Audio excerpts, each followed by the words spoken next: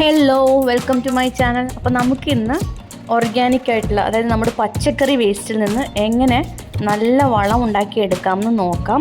അപ്പോൾ ഞാൻ ഇതുപോലെ ഒരു ബക്കറ്റ് എൻ്റെ കയ്യിലുണ്ട്. ഇതിനൊരു പൈപ്പ് ഉണ്ട് അടിയിൽ. ഇതൊന്നും ഇല്ലാത്ത സാധാരണ പാത്രത്തിലാണെങ്കിലും ഞാൻ ഉണ്ടാക്കുന്നുണ്ട്. ടെറാക്കോട്ട പോട്ടിൽ ഉണ്ടാക്കുന്നുണ്ട്. അതൊക്കെ നന്നായിട്ട് തന്നെയാണ് വരുന്നത്. അപ്പോൾ ഇങ്ങനെ ഇതൊരു പൈപ്പുള്ള ബക്കറ്റ് ആയതുകൊണ്ട് ഇതുപോലെ ഒരു ഹോളുള്ള ഒരു സാധനം അടിയിലുണ്ട്. ഞാൻ ഇത് മുമ്പേ ഇട്ട് വെച്ചിരുന്നതാണ്. അത് ജസ്റ്റ് ഒന്ന് കഴുകിയെടുത്തു, കാരണം ഈ ഹോളൊക്കെ അല്ലെങ്കിൽ അടഞ്ഞിരിക്കും. അപ്പോൾ ഈ പാത്രം എന്തിനാണെന്ന് വെച്ചിട്ടുണ്ടെങ്കിൽ ആ ടാപ്പ് ഇങ്ങനെ വേസ്റ്റ് നിറഞ്ഞിട്ട് അടഞ്ഞു പോകാതിരിക്കാനാണ്. കാരണം ഇതിൽ കൂടെ സ്ലറി വരും. അപ്പോൾ അത് വളമാണല്ലോ, നല്ല വളമാണല്ലോ. അപ്പോൾ അത് അടഞ്ഞു പോകാതിരിക്കാൻ വേണ്ടിയാണ് ഇങ്ങനെ ഒരു ഹോളുള്ള ഒരു പ്ലേറ്റ് അതിനുള്ളത്. ഇതിൻ്റെ മീതെയാണ് നമ്മൾ വേസ്റ്റ് ഇടുന്നത്. ഇതിൻ്റെ അടി ശർക്കരയൊക്കെ ഇടുന്ന ഒരു പ്രോസസ്സ് ഉണ്ട്, പക്ഷെ ഞാൻ അങ്ങനെയൊന്നും ചെയ്യാറില്ല. ജസ്റ്റ് ഇതുമാതിരി പ്ലെയിൻ ആയിട്ട് എടുക്കുക. എന്നിട്ട് ഞാൻ ഈ ഉണങ്ങിയ ഇലകൾ അത് ഞാൻ മുറിച്ച് ഇങ്ങനെ ഇടും. ആദ്യം ചെയ്യുന്നത് അങ്ങനെയാണ്. ഉണങ്ങിയ ഇല മുറിച്ച് ഇടുക. ഉണങ്ങിയ ഇലയിലൊക്കെ കാർബൺ കണ്ടൻറ് ഉണ്ടാവും. അപ്പം അത് നല്ലതാണ് ഇത് ഡീകമ്പോസ് ചെയ്യാനായിട്ട്. അപ്പോൾ ഞാനത് ഇട്ട് കൊടുത്തു.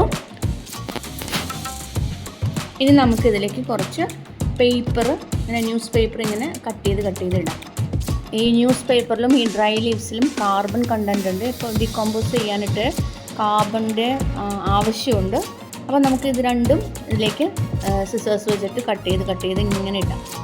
വീഡിയോ ഇഷ്ടപ്പെട്ടെങ്കിൽ ലൈക്ക് ചെയ്യുക, ഷെയർ ചെയ്യുക, കമൻറ്റ് ചെയ്യുക. ഇനിയും സബ്സ്ക്രൈബ് ചെയ്യാത്തവർ സബ്സ്ക്രൈബും കൂടെ ചെയ്യുക. ഇനി നമുക്കിതിലേക്ക് കുറച്ച് പച്ചിലകൾ കൂടെ കട്ട് ചെയ്തിടാം. ഇതെന്തിനാണെന്ന് വെച്ചിട്ടുണ്ടെങ്കിൽ ഇതിൽ നൈട്രജൻ കണ്ടൻറ് ഉണ്ടാവും. അപ്പോൾ ഡീകമ്പോസ് ചെയ്യാനായിട്ട്, ജൈവവളമായിട്ട് മാറ്റാനായിട്ട് നൈട്രജൻ്റെയും കാർബണിൻ്റെയും ആവശ്യമുണ്ട്. അപ്പോൾ അതുകൊണ്ടാണ് നമ്മൾ ഇത് രണ്ടും ഇതിലേക്ക് അരിഞ്ഞിടുന്നത്.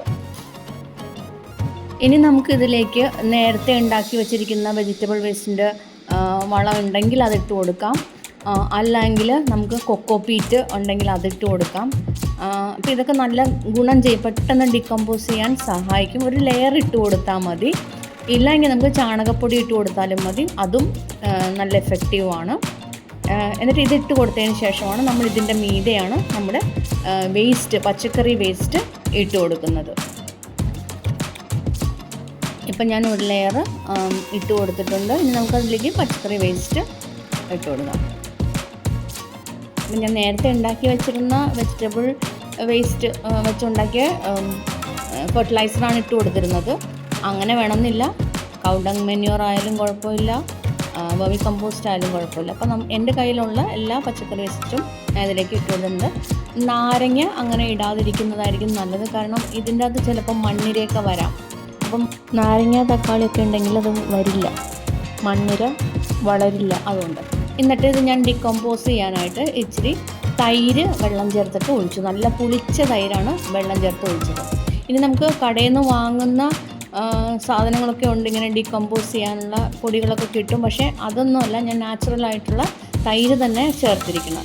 ഇനി നമുക്ക് ഇതിലേക്ക് വീണ്ടും കുറച്ച് കൊക്കോപീറ്റോ എന്തെങ്കിലും ഇട്ട് കൊടുക്കാം. കാരണം ഇപ്പോൾ ഇതിട്ട് കൊടുത്തിരിക്കുമ്പോൾ ചിലപ്പോൾ മറ്റ് ടൈപ്പ് പുഴുക്കൾ വരാം. അപ്പോൾ അത് വൃത്തികേടല്ലേ. അപ്പോൾ അത് വരാതിരിക്കാനാണ് അതിൻ്റെ മീതെ കുറച്ച് കൊക്കോപീറ്റോ അല്ലെങ്കിൽ പഴയ ഫെർട്ടിലൈസറോ ഒക്കെ ഇട്ട് കൊടുക്കുന്നത്. നമ്മളുണ്ടാക്കിയ ഓർഗാനിക് ഫെർട്ടിലൈസർ ഇട്ട് കൊടുക്കുന്നത്. നമുക്കിത് അടച്ചു വയ്ക്കാം. അപ്പോൾ ഇത്രയേ ഉള്ളൂ. ഇങ്ങനെയാണ് ഞാൻ ഉണ്ടാക്കുന്നത്. ഇനി ഞാൻ കാണിക്കാം. ഞാൻ നേരത്തെ ഉണ്ടാക്കി വെച്ചിരിക്കുന്നത് ടെറാക്കോട്ട പോട്ടിലാണ് ഉണ്ടാക്കി വെച്ചിരിക്കുന്നത്. ആ ഫെർട്ടിലൈസർ ഇങ്ങനെ ഒരു 1.5 മാസം കഴിയുമ്പോൾ ഇങ്ങനെയായിട്ട് മാറും.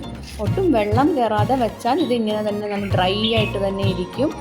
മഴയൊന്നും കൊള്ളാത്തടത്ത് വെക്കുകയാണെങ്കിൽ ഇത് ഡീകമ്പോസ് ചെയ്തിട്ട് വന്നിരിക്കുന്ന വേസ്റ്റാണ്. പഴയതാണോ 1.5 മാസം ആയതാണ്. ഇത് ഞാൻ ഇപ്പോൾ ചെയ്തതാണ്. ഇനി പൈപ്പുള്ള ടാപ്പൊക്കെ ഉള്ള ഒരു പാത്രമാണെങ്കിൽ നമുക്ക് സ്ലറിയും കിട്ടും. എല്ലാവരും ഇതൊന്ന് ട്രൈ ചെയ്ത് നോക്കുക. ചെടികൾക്ക് ആവശ്യമായ വളം വീട്ടിൽ തന്നെ ഉണ്ടാക്കാം. അപ്പോൾ താങ്ക് യു ഫോർ വാച്ചിങ്.